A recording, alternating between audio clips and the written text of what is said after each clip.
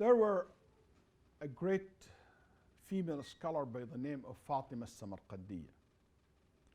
Her father took good care of her. He used to teach her. He even sent her to study under other scholars.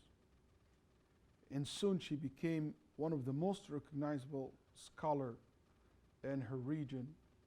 And even her father, who's one of the greatest Hanafi scholars, at the masjid, when he has a question or there's something raised about a quoting from the Hanafi scholars, he will refer to his daughter.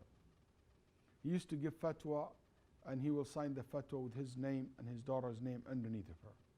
She married a student of knowledge, but that student of knowledge didn't tell her to stay at home. That student of knowledge didn't say you cannot go to conferences, you cannot go to classes, you cannot teach, you cannot do this, you cannot do that. No. He supported her in her path of da'wah and learning and teaching. She used to give fatwa and he will sign his name even underneath her name. But this was not just an odd example in our history. Aisha radiallahu anha wa ardaha, as Abu Musa al-Ash'ari said, كان أصحاب رسول الله, the Prophet companion, when they disagree over something and they don't know any sunnah, they will go to Aisha فَيَجِدُوا عِنْدَهَا مِنْهُ عِلْمًا. They will always find knowledge can be provided by Aisha radiallahu anha wa ardaha. They didn't feel shy. They didn't feel less. They don't feel intimidated by having this female teacher.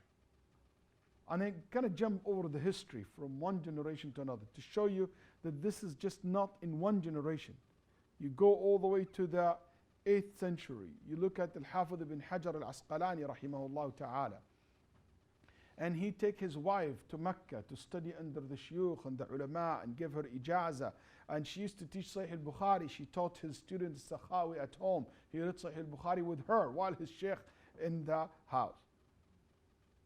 You can go to and go over the history of Islam from the tabi'een to the successor to the follow successor. You will see that the woman always played a major role when it comes to education, as a learned one and also in the same time as a one who teaching. Why? Because they understand that Islam came to provide knowledge for all, to recognize the role that women play in the society. At one point in our history, east of Qurtuba had more than 70 female teachers.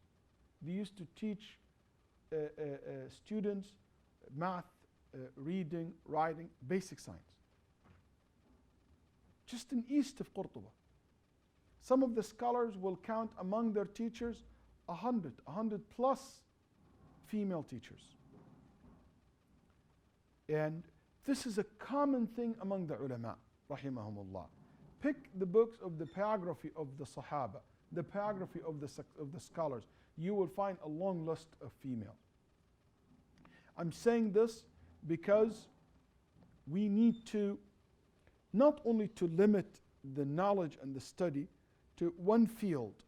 That should be something in all areas. We should care for the education of our daughters the same way we care for our sons' education, and empower them and not to feel intimidated by that. And we benefit from them as well. There is so much resources in our community, in our society, so much knowledge, so much wisdom, so much experience. There are so many professional women in our community that they can make a huge change to our community and to our society. And we should take advantage of them. We should support them to take a leadership role in the society. But this would come through, number one, recognize the importance, role that they play in the society. Recognizing that they are add value. They're not just an addition to our community. And whenever we feel that way, whenever we feel that honor, we give that support, I can guarantee you that our community, our society will be much better in the future.